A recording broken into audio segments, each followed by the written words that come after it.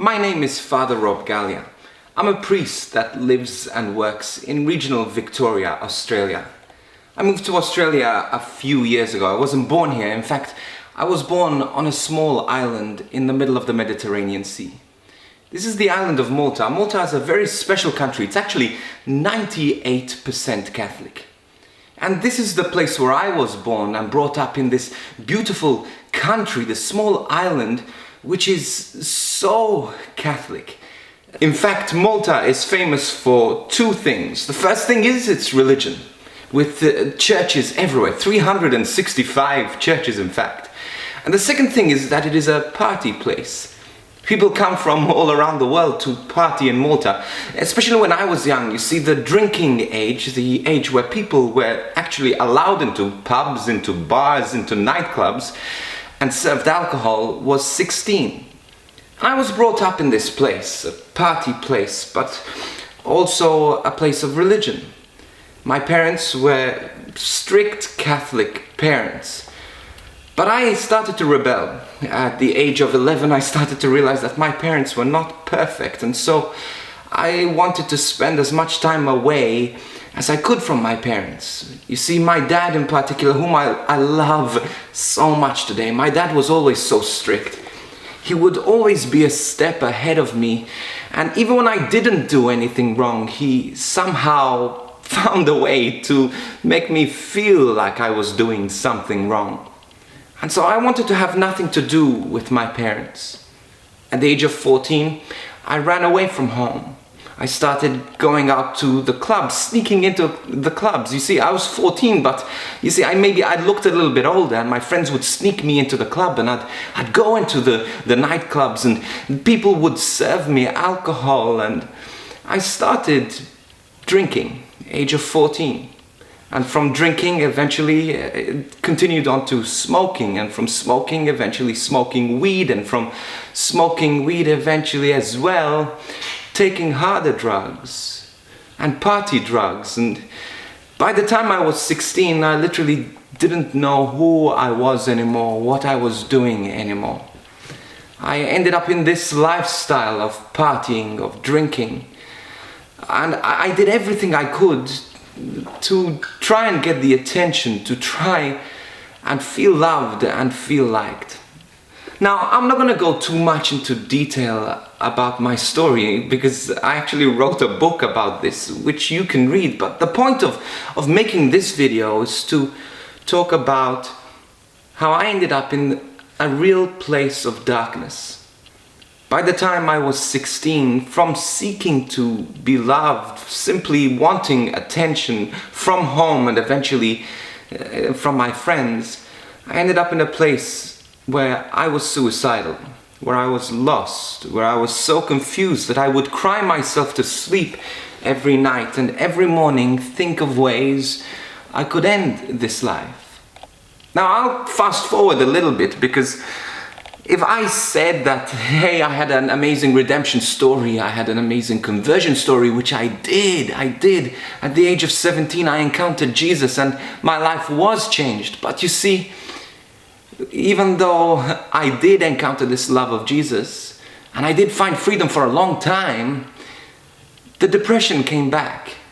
The anxiety came back. And today, I've been a priest for 9 years, and I still suffer from anxiety, and I still have moments of intense depression where I don't even know if I will have the strength to move on anymore. But you see, my story is one of redemption, because the depression I had then was a hopeless one, while the depression I have now, even in the darkness, I can still find a sense of hope and a sense of joy. Let's rewind a little bit back to my rebellious days. So I had run away from home, and I started getting into substance abuse, and I started to do stupid things like go into shops and steal stuff, and all of this was because I wanted attention. I wanted attention from my friends. I wanted attention from anyone. I just wanted to be loved. But one day things started to take a little bit of a turn, a bad turn. And I remember being at a store one day, going into a shop, and I was with a group of friends, and I go into this store and I steal something. And the reason I stole something was because I wanted my friends to think that I was crazy. I wanted the attention. This was a bicycle store, and I go in and I grab this computer, which was worth hundreds of dollars, and I grab it and I put it in my backpack and I run out. And as I'm running out, I'm thinking, well, my friends are going to think I'm so cool. This is so amazing. And I put this in my backpack and I cycle away as fast as I can, away from the shopkeeper, away from the store. And I'm looking back to see if my friends were following me, because we're going to celebrate. Wow, this is an amazing heist, you know. And I cycle away and I look back and I see my friends cycling after me, but my closest friend at the time, he didn't look happy.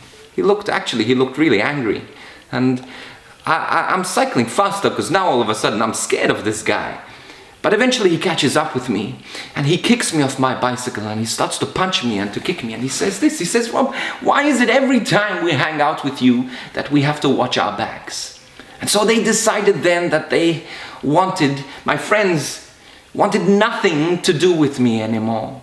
And so I found myself alone with no friends. Now, this was quite a crisis for me because I had nowhere to sleep, I had nowhere to stay. I was staying at friends' houses, I hadn't been home for ages, so what was I gonna do?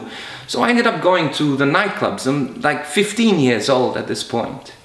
And I go to the clubs that night and I make friends with this guy, Chris. Now, Chris is a crazy guy. He was the drug dealer.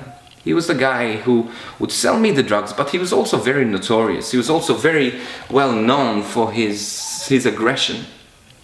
And so I started hanging out with Chris, and Chris and I became friends, but he was violent. One day I'm sitting down at a McDonald's, and as we're sitting down, Chris looks at me because there's a guy, maybe in his 30s, now I'm 15, there's a guy in his 30s walking by. And as he's walking by, he tells me, "Rob, go and take the cap that this guy is wearing." He was wearing this really cool snapback. And I'm scared of Chris, so I obey Chris, and I go down. This 30-year-old guy who's double my age and triple my size, I go and grab this guy's snapback, and I walk away, thinking that he was just going to take the snapback back, and that would be the end of it. But I grab this snapback and I walk away, and I'm sort of conscious that this guy's going to take this cap from me, but he doesn't. All I hear is a big boom, a big thump. And I turn back, and this guy, this 30-year-old guy, is being beaten up so badly by 10 of my friends, including Chris. And they're beating him up, and they're fighting, and he's begging for his life, and they're kicking his face, and they're kicking his back, and he's begging, "Please stop." But eventually they continue doing this, and eventually he passes out, and they continue to kick him, they continue to punch him. And what I remember most about that moment is standing over this guy's lifeless body, surrounded by 10 of my aggressive friends. And I'm thinking, wow, I'm so powerful. I have such good friends. And I walk away, and I go to a friend's house that night, but I wake up in the middle of the night in a panic because I start to think, what happened to this guy? Is he still alive? Does he have kids? You know, deep down I was a good guy. I wanted to help people, but I wanted attention. I wanted to be liked. I wanted to be loved. And so I continued going out. I continued hanging out with Chris. I continued going to the clubs, continued fighting, continued beating people up. I didn't care because I was getting attention. I was getting what I needed. But eventually, my life started to spiral more and more out of control. My addictions continued to get worse, and my lies continued to get worse, until one day I get caught in a lie, and Chris finds out about it. Now, you see, Chris is not happy, because when he finds out about this lie, I remember just sitting in a nightclub, and as I'm sitting in the nightclub, he comes in, a group of friends come in before him, and they say quickly, "Rob, get out of here because Chris is looking for you." Now I'm terrified because I know that when Chris is looking for you, that's not a good thing. And so I run away. I go home, I go to my parents, I knock at the door in the middle of the night and I say, Mom, Dad, you have to hide me because Chris is looking for me. Now, this was a scary moment for me because I had no friends, I had no relationship with my parents, but I had nowhere to go. And so I'm knocking at my parents' door and eventually they let me into my room. But you know what, I stay there and I get locked in my room and I stay there for 8 weeks. I don't leave my room for 8 weeks. And I'm terrified, I'm absolutely terrified because what if they find me? But the thing is, what started to terrify me more was not that they would find me, but these feelings inside of me, this feeling of increasing like darkness started to overcome me, where I started to feel so sad, while before I did feel sad, but the sadness would go away. But this sadness wouldn't. For 8 weeks my sadness just increased and increased and increased until a point where I just couldn't bear living anymore. And to take away this emotional pain, I'd cause myself physical pain. I'd harm myself just to take this pain away from me. But again, the pain would come back, and so I started to think about ending my own life. I'm 16 years old. And I'm just so desperate, I'm just so alone. And I don't know what to do. I'm hopeless, I don't know where to go. I can't speak to my parents because I don't have this relationship with my parents. My parents would knock at the door every now and then. They'd knock and they'd say, Rob, are you okay? But I'd just swear at them. I'd slam the door in their face and say, just, Mom, leave me alone, get lost. You know, I think it's just about 2 years ago I wrote this book, Breakthrough. Now, this was a really difficult book for me to write because I had to soul search, but I also had to talk about episodes in my life like this one I'm talking about right now. And so I'm starting to write this chapter about this moment where I'm locked in my room, where I'm alone. And I have no hope and I have no joy, and I'm right there in my room crying myself to sleep every morning, thinking of ways I could end my own life. And my parents eventually, every now and then, would knock at the door. But you know what I wished in hindsight? You know what I wished? I wished that my parents wouldn't just knock at the door, that my parents would have broken down that door, that they would have run towards me, that they would have grabbed me and held me and told me, Rob, you're going to be okay. As I kicked and as I screamed and as I swore, as I cried, that they would hold me and tell me, Rob, you're going to be okay, because I didn't know that I was going to be okay. And so I write this in this book. I say how I wish my parents would have just broken down that door and just grabbed me. And so I said, Mom, Dad, I want you to read this chapter because I'm going to publish it in a book. And so they read the chapter. They live in Malta, I live in Australia. And so they call me. My mom calls me the following week and she says, Rob, we've just read the chapter. And as they read the chapter, all of a sudden, as she read the chapter, my mom stops on the phone and she starts crying. And she says this, she says, there's one thing you don't know. She said, every time we knocked at that door, you'd slam the door in our face and you just swear and you just throw a tantrum and you tell us to leave you alone. And she said, according to your book, you'd slam the door and you'd go to your bed and you'd go onto your knees and you'd start rocking on your knees and just wanting to die. She says, but the thing is, every time that door was slammed in our face, we didn't leave. She said, the door was slammed, you'd go to your knees, but one thing you don't know is that we, your dad and I, would fall to our knees outside your room. And the thing is, you were crying a cry of hopelessness, but our cry was different. We were crying outside your room, but our cry was one to a God we knew had a hope and had a future for you. You know what, I'll be honest with you. I sit here today as a priest. I sit here today able to wear this collar as a priest and to represent God and be a person with hope because of the prayers of my parents. Because my parents never gave up on me. They persevered.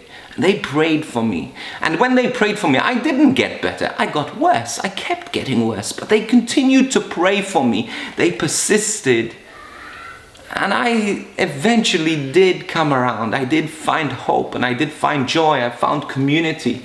I found a way to get out of this darkness, which unfortunately I don't have much time to explain here, but you can read that in the book. But I found this relationship with my parents, relationship with the community, and most importantly, this relationship with Jesus through the church.